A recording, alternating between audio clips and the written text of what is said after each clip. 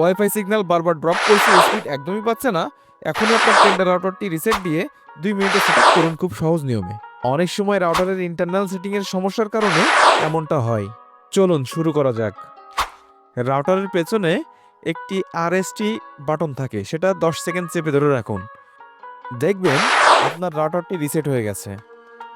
প্রথম ওয়াইফাই অপশনটি অন করলে একটি টেন্ডার নাম শো করবে, এটার সাথে আপনার ফোনটি কানেক্ট করে নিন।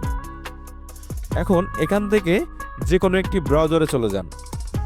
এখানে টাইপ করুন 192.168.0.1, তারপরে নিচের এই জায়গাতে ক্লিক করুন। এখন এখানে কানেকশন টাইপ হিসাবে পিপিপিওই সিলেক্ট করুন।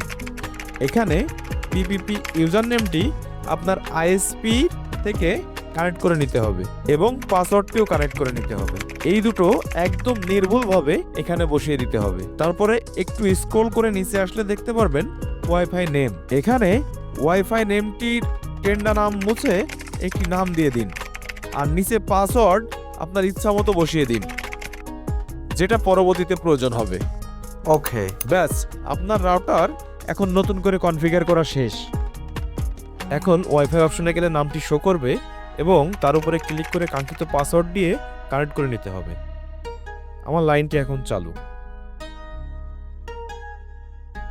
এমন ইন্টারনেট বিষয়ক ভিডিও পেতে আমার চ্যানেলটি সাবস্ক্রাইব করে সাথে থাকুন। ধন্যবাদ।